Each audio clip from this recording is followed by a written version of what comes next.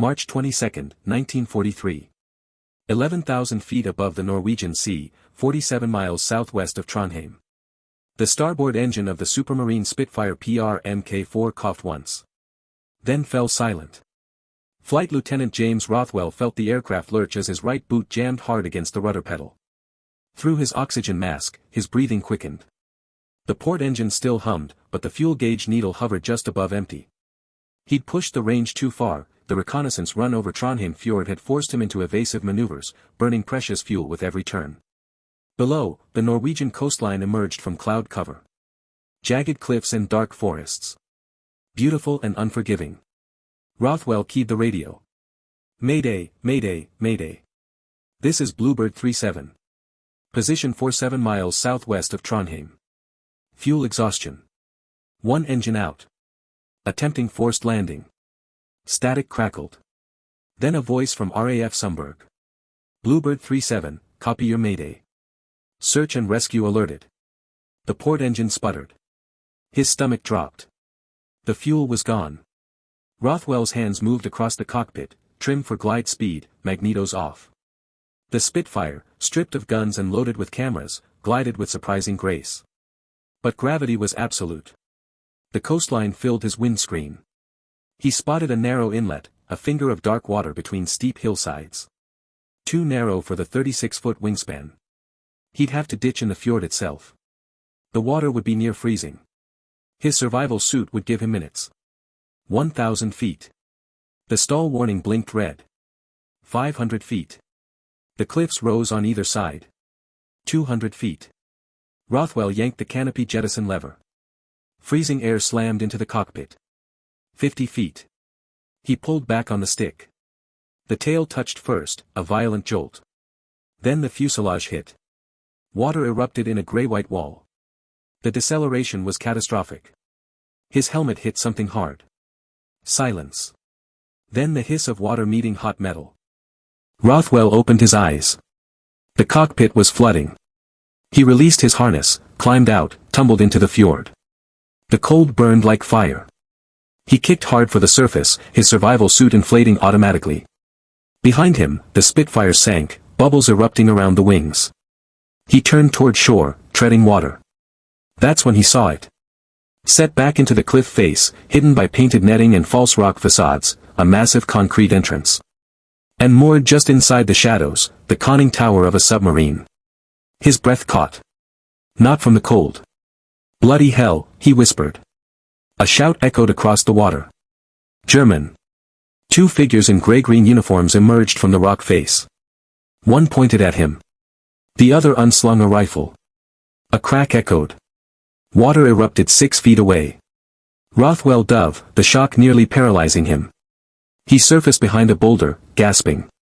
A patrol boat emerged from the pen, wooden-hulled, with a mounted machine gun. Then, a different sound. Deep, droning. Aircraft engines. 3 consolidated Catalinas appeared, skimming low over the fjord at 300 feet. The lead aircraft banked hard and began its landing approach.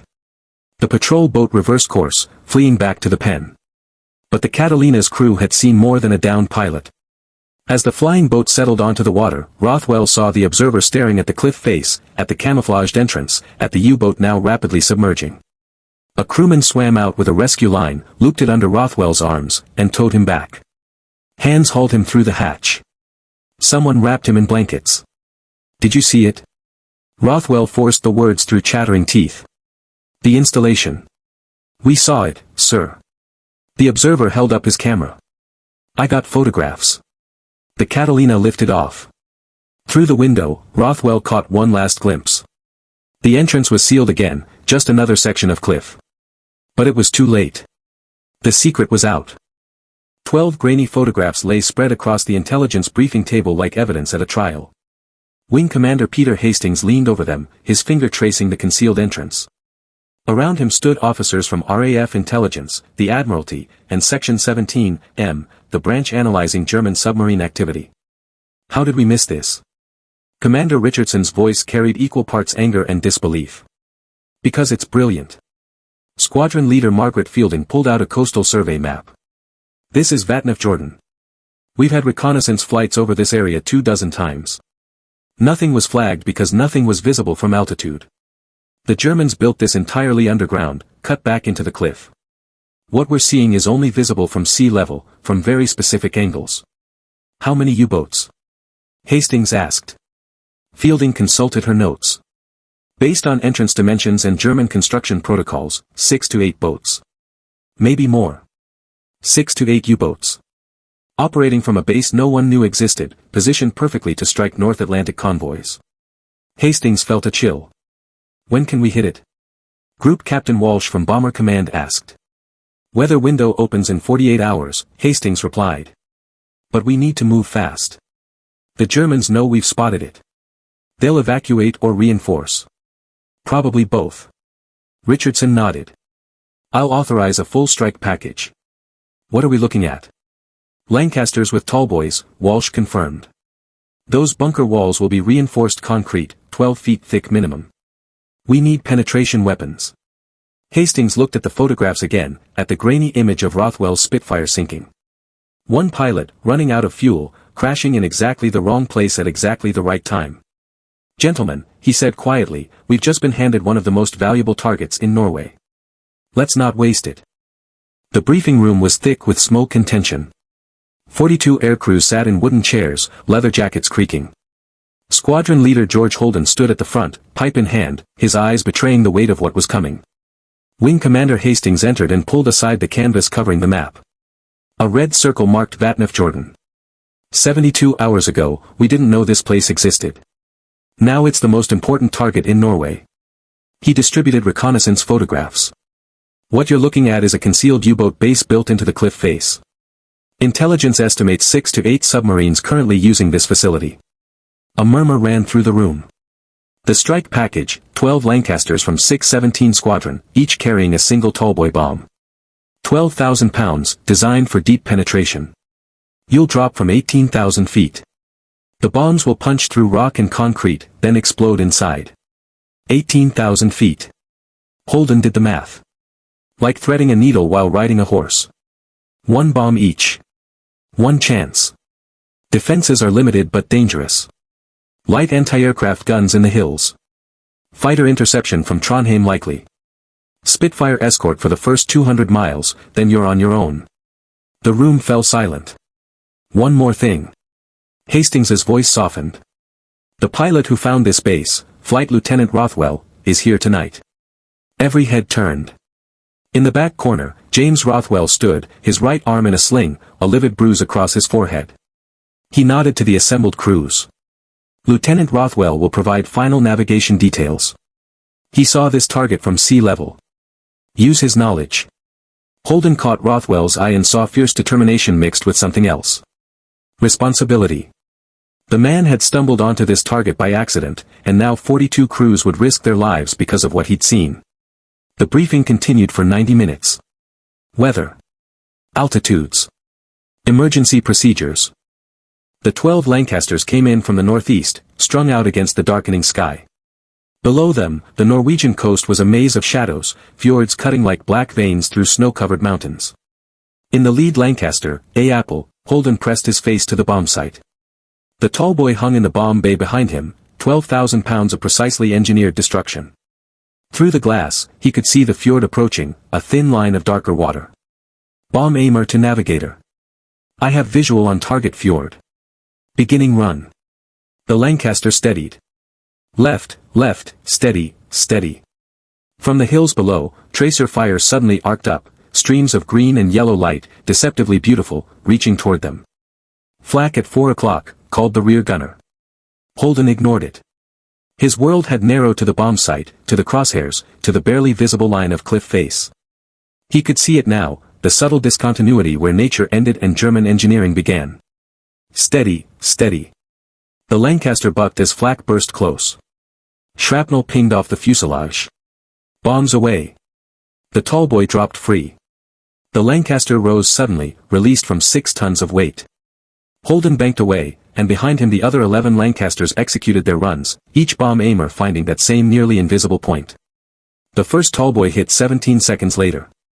There was no immediate explosion. The bomb penetrated deep, exactly as designed. 3 seconds of silence. Then the entire cliff face bulged outward like a giant's fist punching from inside the mountain. Rock and concrete exploded in a massive fireball that lit the entire fjord. The shockwave rippled across the water. The second bomb hit. Then the third. Each explosion compounded the destruction. By the 12th bomb, the entire installation was collapsing inward. Thousands of tons of rock poured into the submarine pens. Steel beams twisted. Concrete walls fractured and fell. From 18,000 feet, Holden watched the target disappear beneath dust and debris. Where the camouflaged entrance had been, there was now just a massive scar, raw rock and rubble, still avalanching into the fjord. Target destroyed, he said quietly. All aircraft, form up for return. The intelligence assessment landed on Hastings's desk 9 days after the raid. He read it twice, then leaned back and allowed himself a rare smile. Reconnaissance overflights, signals intelligence, reports from Norwegian resistance, all confirmed the same conclusion. The WWII U-boat base had been completely destroyed. 3 submarines had been trapped inside, crushed beneath thousands of tons of rock. 2 more had been so badly damaged they'd been scuttled. The facility would require years to rebuild, if the Germans even bothered. 6 U-boats. Gone from the Battle of the Atlantic in a single night. But the final paragraph made Hastings smile. German naval intelligence had investigated how the Allies discovered the base. Their conclusion, a sophisticated spy network, years in the making, with agents throughout Norwegian maritime infrastructure. They never suspected the truth. That it had all come down to one pilot, running out of fuel, crashing in exactly the wrong place. Or the right place. Hastings picked up his telephone and called the hospital ward where Rothwell was recovering.